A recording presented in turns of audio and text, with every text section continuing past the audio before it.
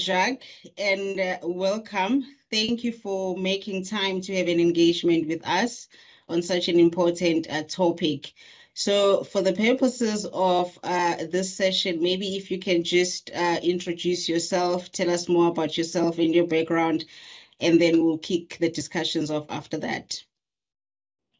Excellent. Good morning. My name is Jacques van Wyk.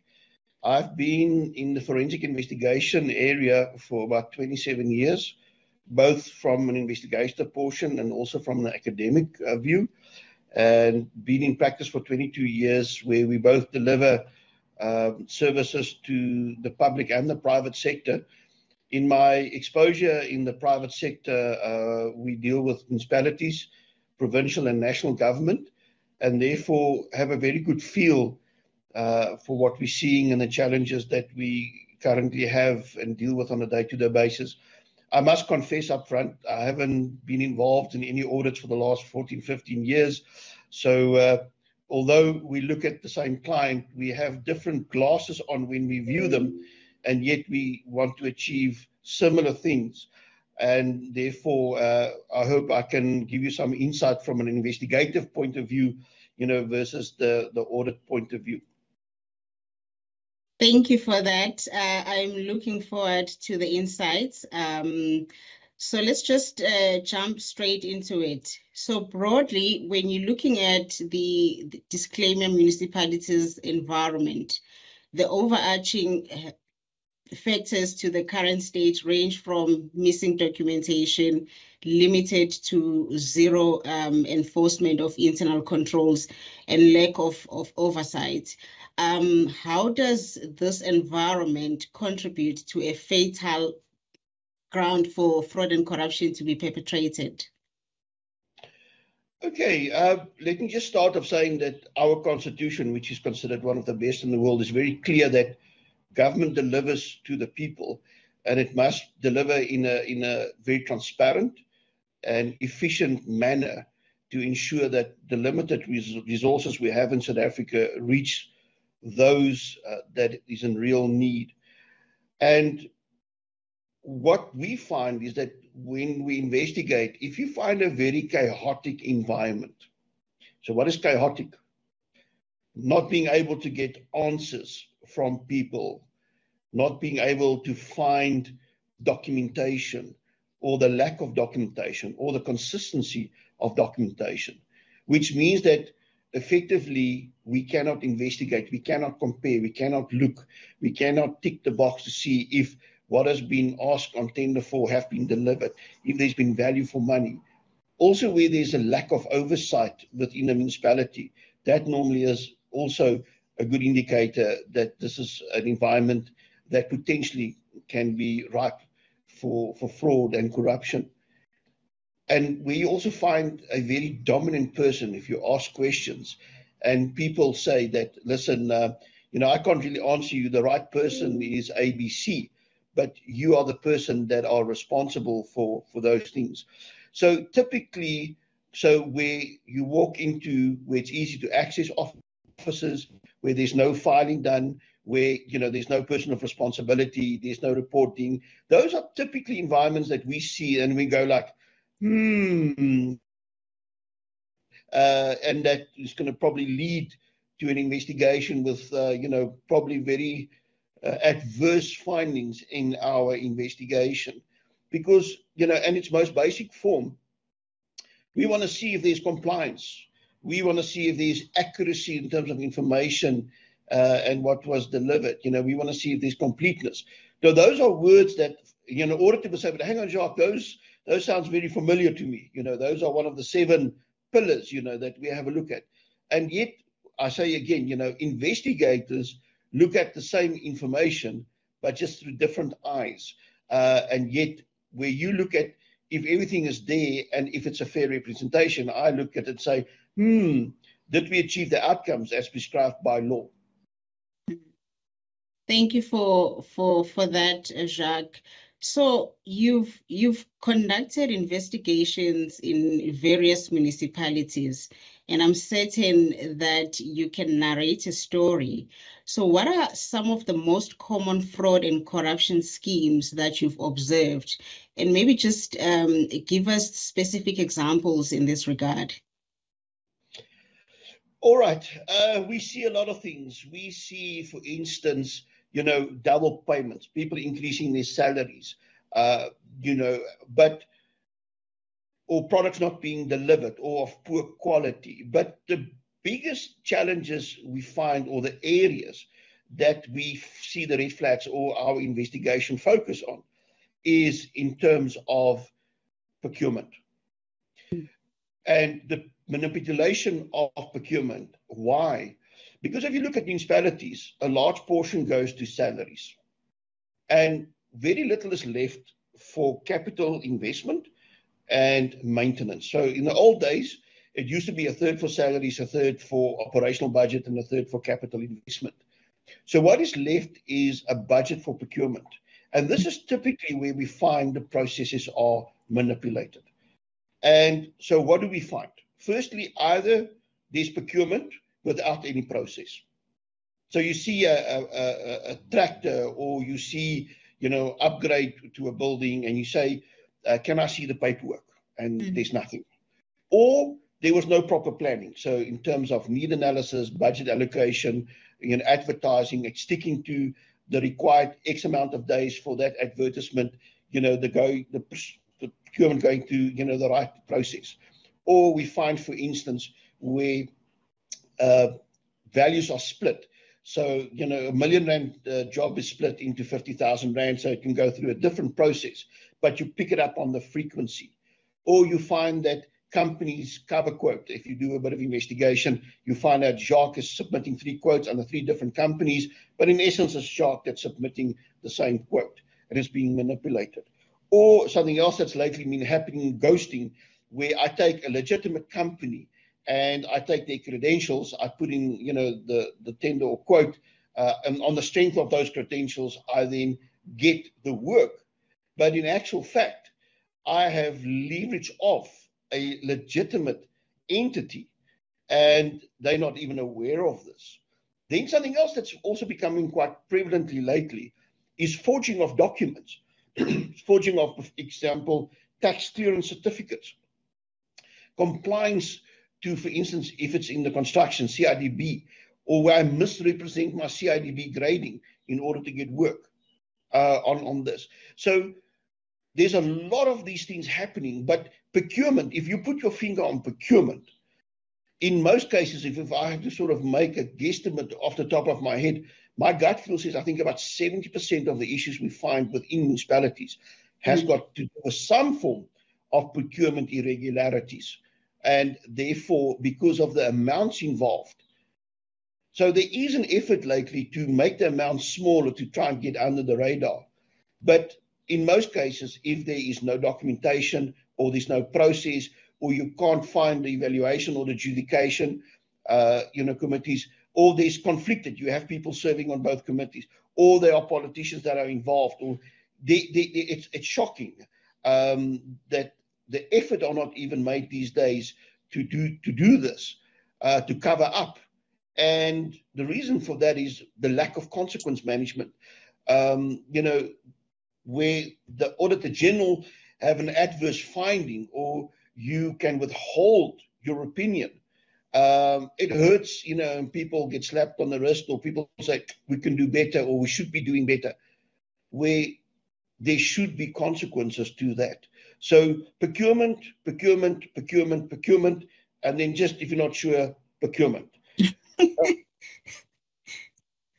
What is happening, but also speak to the community. The best people to speak to is the community. They say to you, Jacques, we have been promised a stadium. We have been promised an upgrade to the sewage work. We've been promised, the lights to, be replaced at night. We've been promised. And then if you start then pulling that through, the promises and the disgruntlement, because communities tend to be unhappy about things that they've been promised, advised is going to be happening, and it's not happening. And then you start then leading into, but then there should have been a procurement process. Have a look at council minutes. What are councillors saying? What is the municipality saying? So you don't always have to guess. Put your ear to the ground with the community. Go through the minutes of council. See what grants have been applied for, what money has been received, and you'll be surprised how much information is available to guide you to ask the right questions in terms of procurement, or where money has been spent, or where money has been reallocated. Asking the question in the right way gives you sometimes a different answer. And once again, I do confess, I look from it from an investigative point and not from an audit point. But we ask the same questions. The emphasis sometimes might just be slightly different. No, it's so interesting that you've touched on some of the schemes that we are also familiar of when we do our audits, like your cover coating and so forth. So considering the types of the schemes as you've cited, perhaps take us through some of the steps or procedures that you performed to identify these schemes. I know you've touched on some in terms of speak to people, look at the minutes, but maybe just shed some light a bit more in terms of other steps or procedures that you have performed to identify these schemes. Excellent. So typically we look at what is required by law. And we have the MFMA in terms of municipalities. We have from time to time that National Treasury gives guidance in terms of treasury notes, and then obviously overarching is our constitution. So we start right in the beginning. What is the need? What is the need?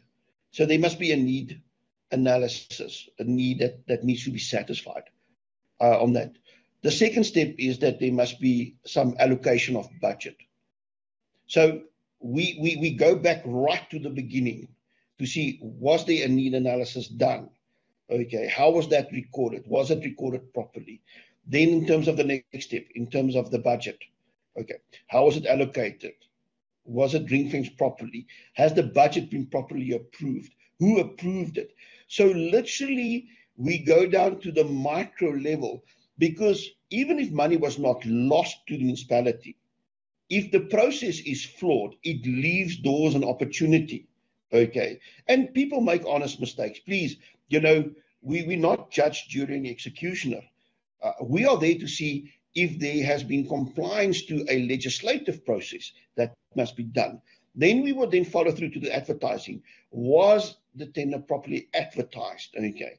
Or was a quote properly requested? Okay. So depending on, what level it is, we make sure that portion is done. We will see, can we see the advertisement? We will follow up with where it was advertised. Does it meet in terms of reach out to the community? Then obviously the next step is evaluation and adjudication if it's a tender, if it's on the bigger side. So we would see how the tenders were submitted. Was there a register? Can we follow through? How was the tenders managed? What was the scoring recorded? Was it done properly? We would look at how the evaluation and adjudication committees were constituted. So we literally go down to the detail of those things. But now we have smaller amounts, 100,000 and 50,000.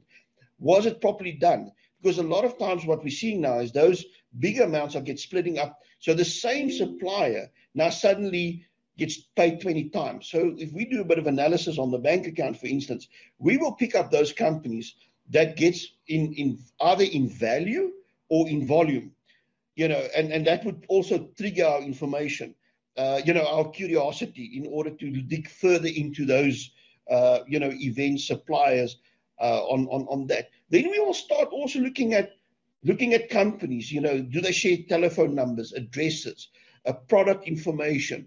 Are the same companies supplying over and over and over? We would look at related parties in terms of that. So we put a lot of work in, and I understand that when you're busy with an audit, you can't always do these things. But, if you look at volume and value, then already it would point to certain issues. So when you then look at your sample, for instance, then the way you decide on how you're going to do your sample will then be guided. in order then to get, because you have limited time and budget. But getting the basis of your approach, for instance, to your sample, or what you're going to be checking, or the focus of your audit these years, would give you then a better outcome because you get better information on that.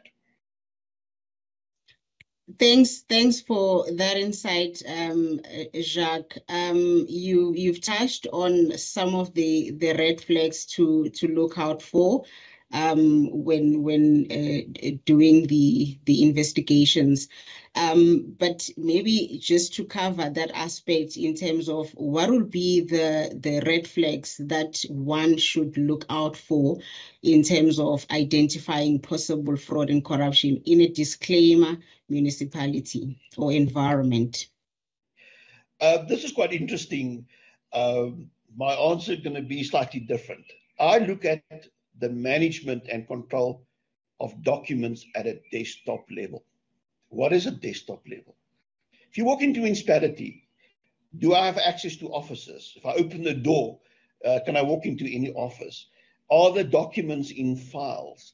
Who controls those files? Is there a register that manages the flow of documents through the system?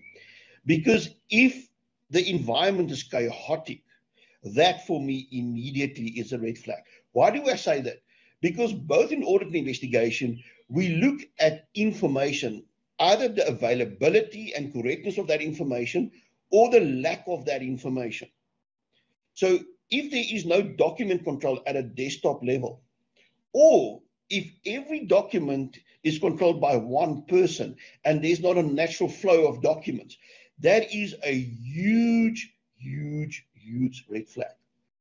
Because if you have a file with no documents, or it hasn't contained the correct documents, because what we also find, for instance, is I'm handed a file and there's stuff in that file, but it's not the correct documents. If you look, the content does not relate to the matter. So there must be the correctness of documents in those files. There must be a register that shows us, okay, how, so I collect the documents, I check for completeness, I hand it over to the next person, they do a quality check, then it goes on to the CFO's office, they do their checks before it's loaded for payment. So there is a natural flow in documents and information. Because at the end of the day, is documents represents, my apologies there, recommends information. That's what we manage. We manage information in order to say that up until the point we pay or we make commitments, that we know what we're committing to and what we're paying for. So the lack of that information and the lack of documents means that how did you then arrive at the point where you made a payment or you signed a contract? Because if those things are lacking, then it means that you did not execute your duties. So for me, looking at desktop level is one of the biggest and most important red flags. Then something else I look at in terms of red flags is communication. If the municipality is communicating from Gmail accounts or uncontrolled accounts, then how do you control the flow and the correctness of information? Because a Gmail account is a private account, so I can't access that. So the communication internal to a municipality, if it's not on an official format, huge, huge, huge red flag, because everything else flows from that. Third huge big red flag for me is how strong is the internal control. And by that means, if I take reports generated by internal audit, what are they saying? Is it a cut, copy, and paste? Are they reporting the same issues over and over and over and over and over and over and over again? Is there action from the municipality side? So how strong is that? Or is it the case that, municipality says, we're aware of these issues in terms of internal control, but we're not actioning it. So there is no action from their side. So the weakness can be exploited. And what do we know in my environment in terms of forensics is that if you look at amounts lost to an entity, over time, it grows exponentially. Why? Because people realize that weakness are not being addressed. So 3 things. desktop document control, way communication internally happens, and if that's on an official channel or not, and how strong the internal audit department and or if there's action in terms of weaknesses that are reported within internal controls. So if a municipality year on year gets the same issues highlighted by the Auditor General, then the question that I have to the Auditor General is, why are they not actioning corrective measures? And I'm putting on my naughty boots here, and I'm saying because it's been exploited, it's been used. Thanks for that, Jacques. What comes to my mind is one of the factors of the fraud triangle, which is an opportunity. So it rings the bells for me in such an environment. An interesting concept of the desktop document management. So if you look at what we do as auditors, we go to an auditee and request information, and oftentimes we are told that the documentation is missing. And what would normally happen is that we issue a limitation of scope communication. So similarly, during an investigation, you do encounter such. How do you still perform an investigation in such circumstances? Are there any alternative procedures that you would perform that we as auditors can consider, when we audit? Thank you very much. I think one of the big differences between, forensic investigators and the Auditor General is that I think the Auditor General are nice people. You quite correctly said, you might issue a limitation of scope or you might change your sample. We tend to kick into high gear and say, well, okay, we need to deal with this. It's like building a puzzle and we've got the box which got the picture on and we don't have all the puzzle pieces. So we then have to go and find ways to go and find those puzzle pieces. And I think it's important here is that the fact that an entity does not comply, they don't give you the information, is that compliance is a requirement in legislation. It doesn't go away. It's just a very serious matter. And, there's many pieces of legislation that one can quote. And the one I also like is the Archive Act, which puts a lot of pressure, in terms of the preserving of information and making it available. And, that's a quite an interesting conversation on its own. So the lack of information or not cooperating to give information doesn't make the problem go away for the officials that are part of. So how do we deal with this emptiness, the lack of? Well, we start with going to the official that's are responsible for that information. And we start with an interview and say, what is your position? What does it entail? What should you do with information? What can we expect from you? And we get them on record. And then we will go to a second phase where we say, okay, thank you for guiding us through that. And it's very clear that you understand that is what's required from you in terms of information, how it should be preserved, what you should be able to present it. But I'm now slightly challenged. We're looking at these matters and I cannot find information. Two things happen. Either the information miraculously appears, or two, more information is shared that I was instructed, a portion was available, and suddenly you find that you're now provided with information and guidance as to potentially where you can find this information or why that information is not available. Now, that obviously does not excuse the official, but suddenly they realize that you're very aware of their roles and their duties and responsibilities. And then it's important that one also point out to people that there are consequences by not cooperating and not fulfilling your duties. There's a civil portion to this where, you can be called in and slapped on the wrist or, there can be consequences, or there could be criminal consequences. This matter might have criminal consequences. And the bar is pretty low, to go to jail for 15 years. And what we're seeing lately, to go to jail, you don't have to steal millions. It's 5 zeros and a lowly one on front. So, really, for that amount of money. And then we go to third parties. So, for instance, CIDB, we would go to CIDB and say, does this company have this rating that they're claiming to have this information? If they provided vehicles to the municipality, it's very easy to get the VIN numbers and see which agency sold those vehicles, and then go back to those agencies and ask for, that information, so that we can compare and see what vehicles were sold, what was the price, what did the municipality pay for them. We go to the companies and say, you were a service provider, to the municipality. Can we get a set of documents from your side? We want to compare it what's on their side.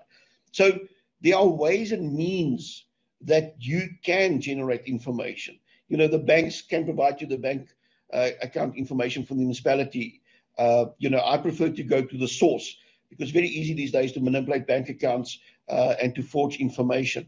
And this is something that we should be very aware of, is that with desktop applications, like Editor and Paint and those things, it's very easy to make a forged document to make completeness. And also, when you are presented with information after you struggle to get it, I always go and double check and triple check the correctness of that information, because in most cases we are presented with documents afterwards to make us go away. When I say go away, we all know the joke about go away. Here's something, go away. And then I say, well, I'm not happy with this. So always, go and verify when you are presented. And if you cannot find, think outside the box. Where is this information alternatively available? And then approach that entity. The Auditor General has got broad powers in order to get that information. And if need be, then open, the municipality needs to open a case and you can work with law enforcement. But there are different avenues available. And I think the biggest pressure that the Auditor General experience is time and budget.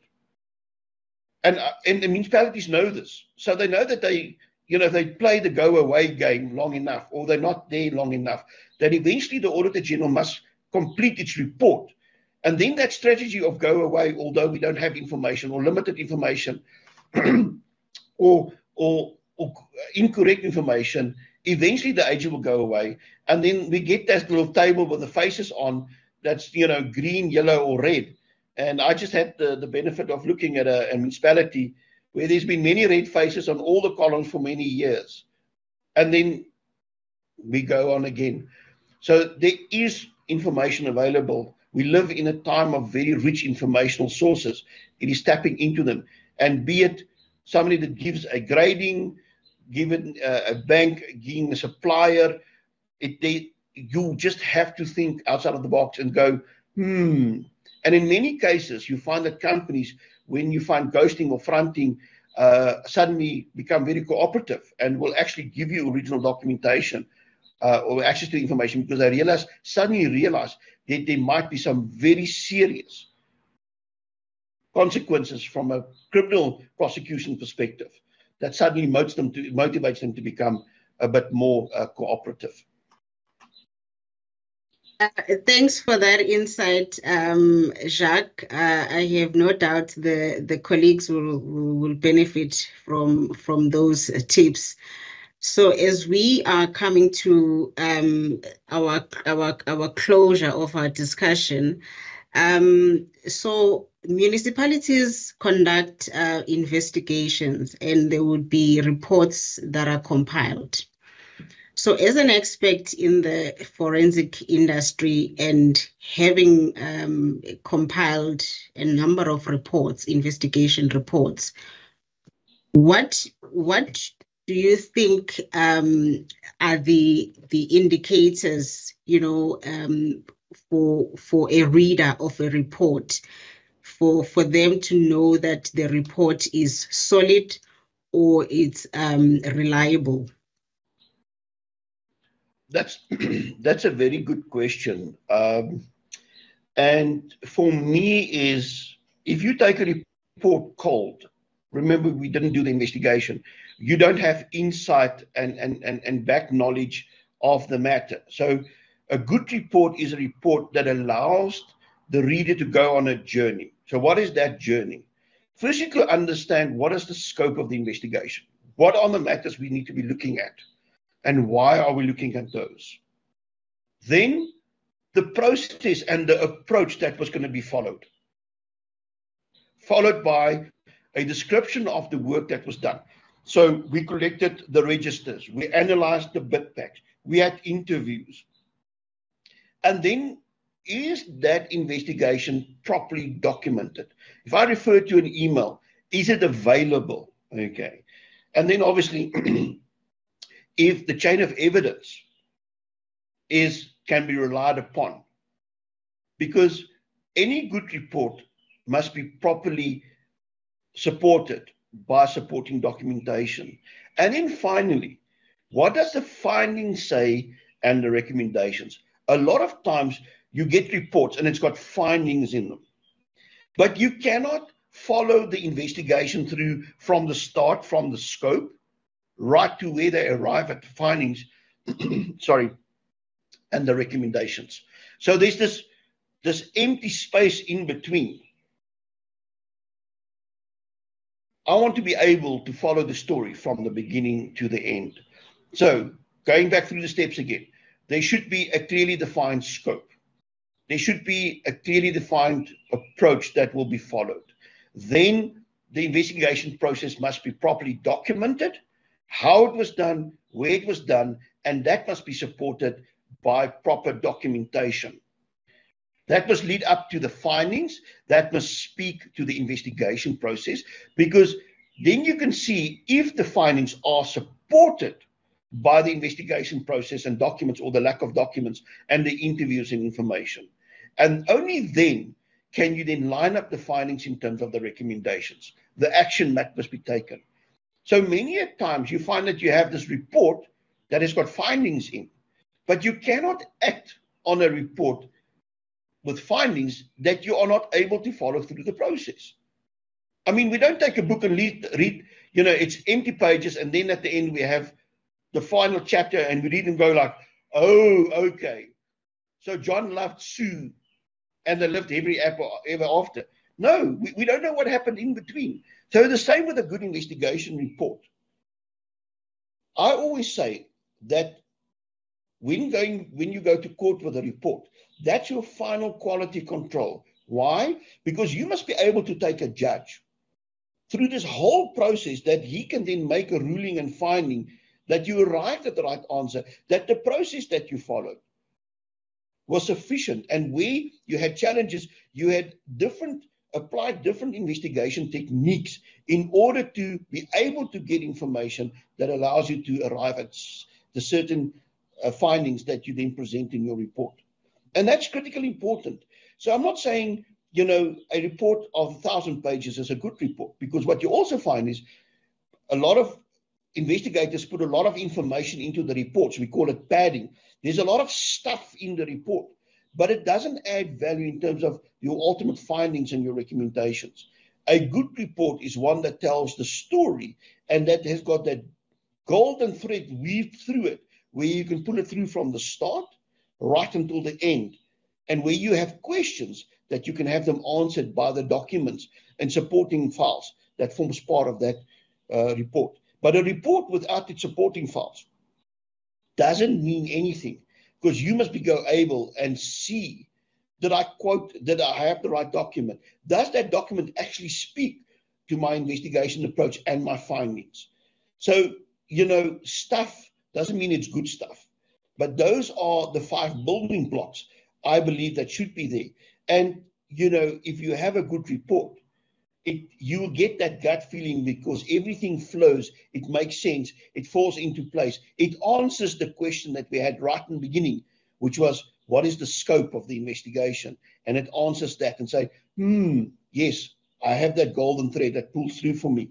But if there are patches or missing information, or you have questions that, report arrives at a finding and a conclusion, but it's not supported by, the investigation approach and what is presented in terms of the supporting documents, then you should ask questions. You should ask difficult questions to the investigation team and the investigators. So therefore, you must be independent to be able to follow through the whole investigation process and get to the answer and understand why they got to the answer in a clear, concise manner. Because a lot of times, if you only are presented with findings and recommendations, the question is why? Why don't you want to take the reader into your confidence and show them the process, your approach, what you found, that they can also assess what you do? Thanks for that, Jacques. Maybe let me tap into your expertise as an expert in this forensic industry. Sometimes you would get forensic reports where you see that the scope of the investigation is tailor-made for a specific outcome. So in your experience, have you ever encountered such reports? And maybe if so, maybe just give us an example of that. That's a very, very good question. Yeah, we seem to be doing the right thing, but you're right, the way that we write the scope actually sort of, you write sidestep the landmines and those things. Typically, it comes down to the firm, but where we believe that there's a limitation of scope, where we're allowed to look at document A, but not document B. We only must look at company A, but company B, C, and D, which is also part we're not allowed to look at. We tell the client straight that we're going to issue a limitation of scope in the investigation, and then they tend to not like us anymore, and they make us go away. So that's where it comes down to your professional integrity, where you should be able to say to the client, the manner in which you present the scope to me does not allow for a full and clear investigation, and therefore, as a professional person, we cannot accept this assignment. Or if I do accept this assignment, please note that I will issue a limitation of scope finding in my report, which means that it will raise more red flags than, that is taken away. So that comes down to your professionalism. The same as, in the auditing profession, the legal profession, accounting, investigation, medical, there comes a point where you as a professional needs to take a stand and communicate clearly. Because we look at the money and say, if we take the investigation, it's money, it's turnover, we pay salaries, we have commitments. But unfortunately, those things tend to come out in court cases or inquiries. And the reputational harm that you as an individual or firm may suffer might be quite severe and long-lasting. So, you have to say no sometimes, or honestly say, if the client, listen, that's what they thought the scope should be. Give them guidance, give them feedback why you say to them they're limiting the scope. So afford them the opportunity to consider and reconsider. But sometimes we need to make the difficult decisions and be honest, because in this industry, like any other industry, your name and your reputation is the only thing you can have. And unfortunately, the internet does not forget and forgive. Somebody goes on Google and says, 10 years ago, Jacques was involved in this or that. And the internet doesn't forget. So just remember that. It's about your reputation, and you only have one. Thank you so much, Jacques. We are closing our session, and thank you very much for the insightful engagement. I have no doubt that the HESA community will benefit from this insight, and I hope that this is not the end of our engagement. I hope to see more of these engagements in future, and thank you for making time again. Thank you. Thank you very much. I hope I didn't scare people, and I hope that what I've given you is valuable. I know somebody might say, well, I've seen this before, but hopefully there's a better understanding why people do these things. And it's good for me to see that the Audit General is a lot more aggressive on certain matters and pushing through. because it's important. In the end of the day, is the municipalities are the first layer of interaction with the citizens of South Africa, and they play a vital role. Therefore, resources are limited, and we must make sure that they get expended where they make a difference to the people of South Africa. So thank you very much to the Auditor General and its staff for what you do. We do appreciate that you play a critical role, and I say thank you from you as a citizen, as from South Africa, for what you do and keeping us up to date what's happening in the municipalities, and good luck to everyone. Thank you, Jacques. Good luck to you. Right. Goodbye, everyone.